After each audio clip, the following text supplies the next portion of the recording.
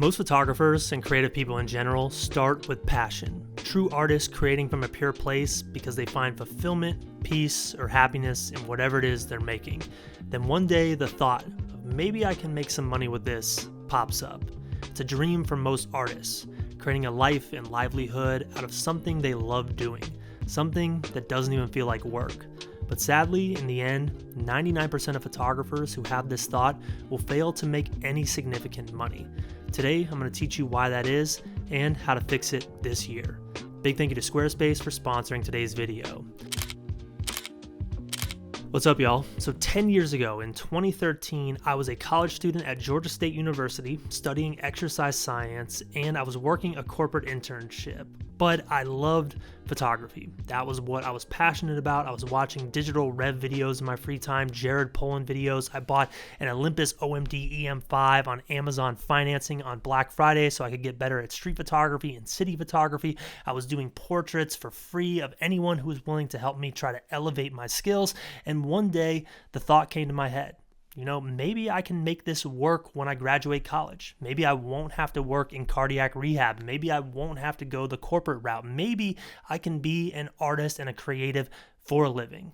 That was the dream. That is what I wanted. And I dove headfirst into making that goal a reality. I was editing photos during class. I actually had to retake one of my final classes, cardiopulmonary physiology, because I wasn't focused on the class. I was just focused on making these dreams a reality. And when I graduated, I was able to get by. I was able to do photography as my livelihood. But for years, I struggled. It was not a good living. I wasn't making enough money to really do what I wanted. I was simply surviving. And to make matters worse, I would look around on social media, on the internet, and see my peers who seemed to be living their dream life. Everything was clicking. They were working with the brands I wanted to work with. They were making all this money. They were traveling, and I couldn't understand what I was doing wrong. Until around 2018, I finally put all the puzzle pieces together, and in 2019, I had my first six-figure year, and my business has continued to grow since, and I've pivoted more into this content creation, photography side of things,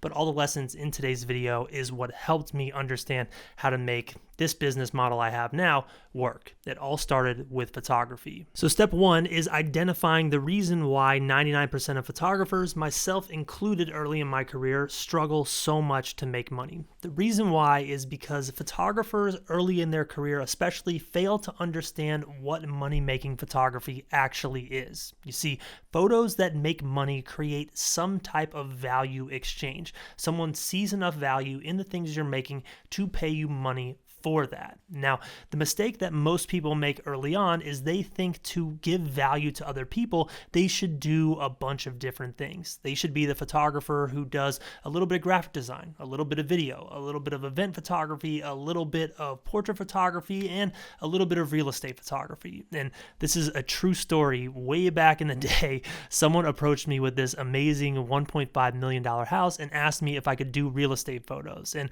I agreed to do it having zero experience, and the photos were absolutely atrocious. I'm so embarrassed I even submitted these photos, but the guy was cool about it. He just didn't use them. He worked with someone else, but it was a real eye-opening experience for me because it illuminated what this entire video is about. To make real money with photography, you need to contribute something real to society, and you can't just do a little bit of everything. You have to have a defined reason for your business to exist. Now, the following steps, we're going to get into how to define those reasons and give your business some direction. But first, we have to understand what money-making photography actually is on a market level. How do you contribute to the world? Now, an easy rule of thumb to follow when it comes to any money-making opportunity is the 4 eternal markets in business. Now, this is a concept that is pretty straightforward for entrepreneurs as well as business or marketing types, but it's something that's overlooked a lot by creatives because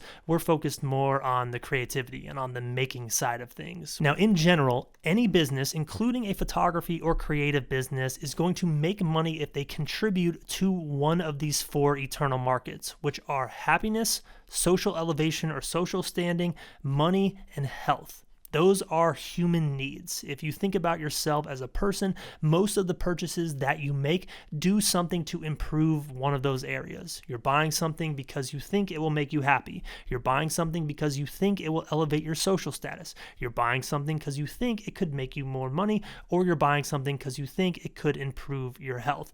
This same concept applies to photography, and it applies like this. Maybe you want to sell prints. You want to sell prints that improve the happiness of the person who owns it. They feel something when they look at the print hanging on their wall every day, so your business market is selling happiness. You're not just looking to make money, you're contributing to your customer. Or if you're someone who does wedding photography, you are selling your wedding photography so people can share these images with their family, share them on social media, have them hanging in their home to elevate their social standing. They look cool amongst their peers if their wedding photos look good. If you're someone who is looking to help others make money, your photography could be used by businesses to promote their business and make them more money. That's the value exchange you're creating. And when it comes to health, this could be something nuanced, like maybe you work with a fitness influencer because their mission is to give health to the world. You provide photography that helps facilitate their message of health. By looking at photography the same way that every other business operates, you now set the stage for a business that gives something to the world. And by giving something to the world, you contribute value. And the more value you contribute, the more money you get in exchange. We'll talk about that a little bit later when it comes to how to elevate your value and make more money. So now we can move on to step 2, which is giving our business clarity. And this clarity will help us and also help potential customers see the value we have. Now, we get this clarity by defining our brand. Now, the way you define your brand is by creating this blend of your creative why and your business why. So first, let's start with understanding what your creative why is. As an artist, everyone has an objective, a purpose, and a passion, a reason for making pictures outside of just making money. Now, this is a critical thinking exercise. You have to think about the reason why you want to make pictures in the first place. Is it because you want to tell stories? Is it because you want to portray women or a group of people in a different light in the fashion industry? Is it because you want to provide happiness that you experience to other people? There are a million different options here. Take some time to think about it. But to illustrate this point, let's use me as an example. Back in 2015, I was very interested in the city of Atlanta. Like I said, I had just graduated college. The city was growing. There were all these new opportunities, and I wanted to share that with people in Atlanta because I knew there had to be other people out there who were just as excited as me. And what prompted me to have this creative why is I would go into bookstores and look at Atlanta books. I would look at the photos online and think to myself, these images don't tell the story of Atlanta the way I feel it should be told. These look like old postcard photos. I think I can present the city in this cool, new, interesting way. So creatively, my why became that. I wanted to show Atlanta in this cool, new light. And everything I did as an artist had that intention behind it. So once I had that creative why established, I could move on to the why of my business. How was my business going to make money? So with my business in 2015, I was focused on providing this feeling of happiness and excitement that I had to other people who also felt the same way about Atlanta. And the vehicle I used to share that happiness, the value exchange, was through my printed photography. So I would make photo prints, I would make canvases, I would make anything I could to get in people's homes who wanted to feel that excitement about the city the same way I was. At the time, I thought it'd be really cool to have a giant photo of Atlanta in my living room, and I thought other people would feel the same way. So every action I took as a business was to get my photography in front of the people who I thought would share that same excitement. At the time, the market I was trying to capture was this happiness market. That was my value exchange, which in hindsight wasn't the greatest idea. We'll talk about that in a little bit. Now, something I did right in 2015 was create this mental picture of who my perfect customer was. By establishing in my head, this is the person who's going going to see value in my photography, I had clarity on the steps I needed to take to get my work in front of that group of people, which at the time was to share as many photos as humanly possible on Instagram. Sometimes I would share 2 photos a day. I would use Atlanta as my location. I would use relevant Atlanta hashtags to try to get my photos reposted by these Atlanta blog pages. I would also have prints available on my website. I would allow people to order custom prints. I would do group galleries. I would do solo exhibitions. I would network with people, always mentioning that I had prints available. And I built a reputation and a brand as someone who was capturing Atlanta in a new, unique way, my creative why, and I was selling prints to the people who were excited about them, my business why. So that became my brand, all because I knew this is the perfect customer I'm looking to get in front of. And the strategy worked pretty well at the time. I made some really big print sales to businesses in Atlanta who found me strictly through social media. It's almost like they knew based on my social media presence that prints was something my brand was providing, and I didn't really have to do any work. The work was in the promotion, and the customers ended up finding me. And that is a sign of a clear value exchange and a clear brand presence. And it all starts with you identifying your whys and who your perfect customer is. So here's the mistake I made in 2015. And this is an important concept to pay attention to if you have big financial goals for your business. And this is a little bit of Econ 101 for you. So in 2015, I chose a market that did not align with my financial goals. Essentially, I chose a market that did not have enough demand to facilitate the amount of money I wanted to make in a year. My goal was to make $100,000 in a year with my photography. Realistically speaking, is there enough demand from people in Atlanta looking for happiness value from Atlanta prints to facilitate that amount of value exchange to where I could get that amount of money?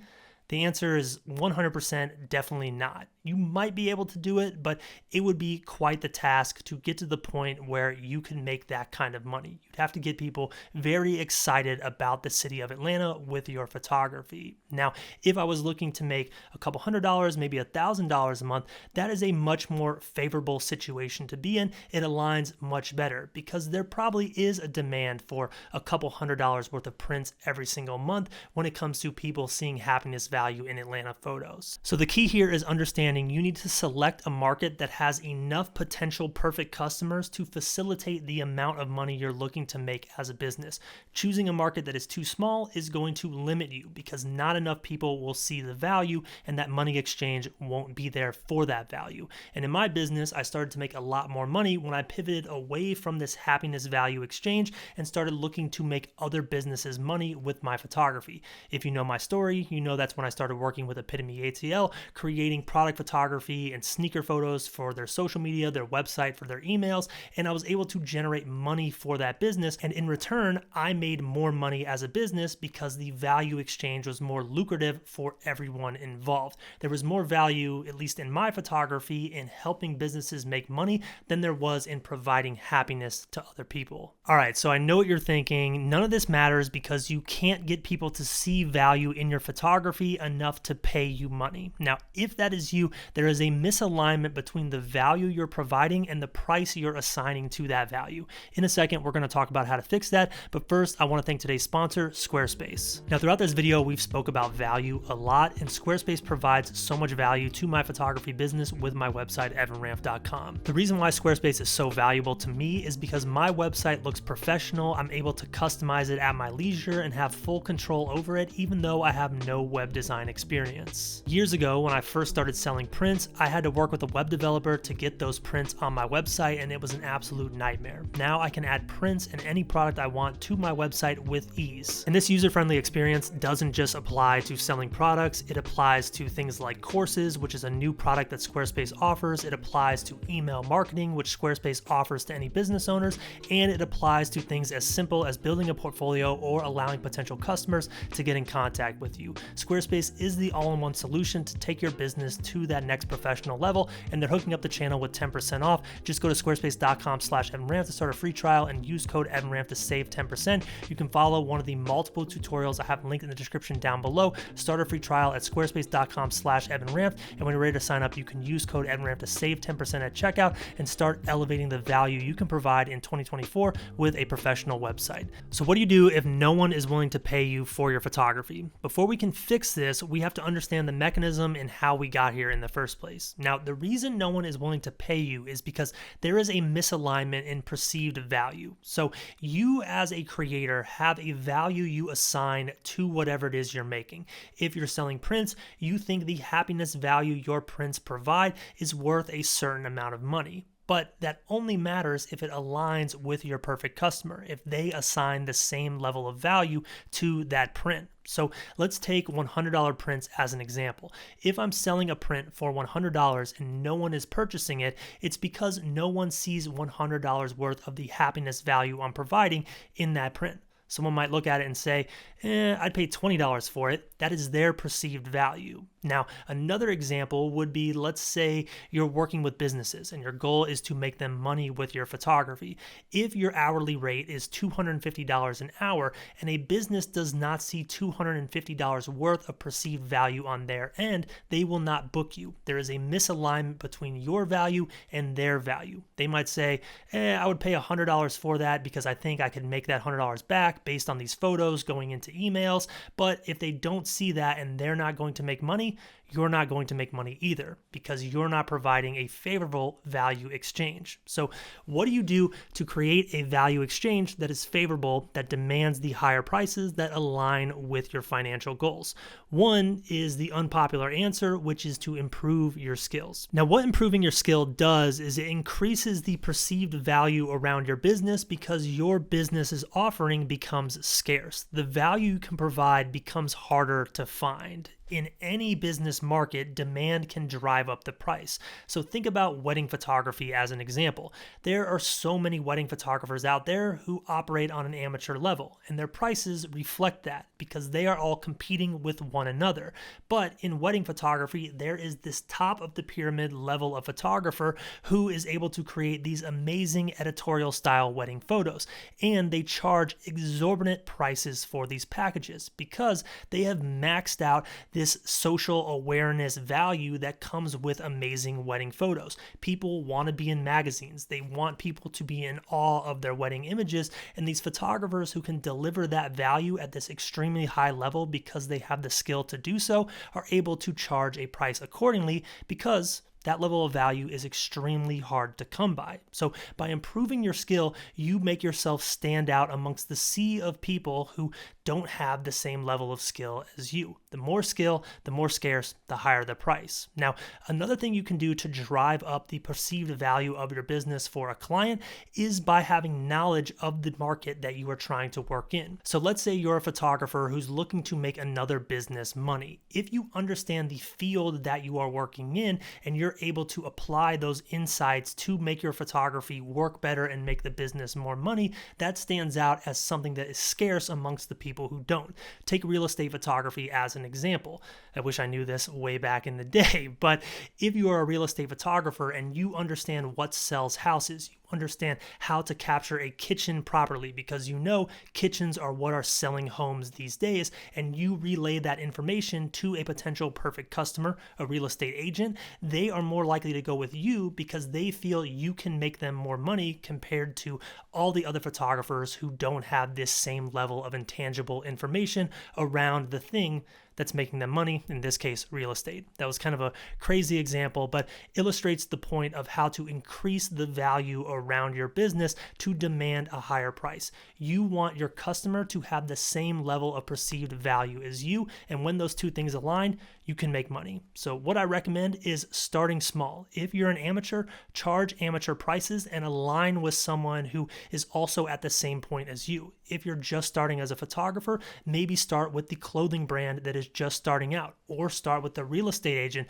who is just starting out. Don't immediately jump to this high price because you'll get this misalignment in your value. So there we go. That is everything I wanted to talk about today. This was like a mini course almost. Hope you enjoyed it. If you did, hit the thumbs up, subscribe if you are not yet.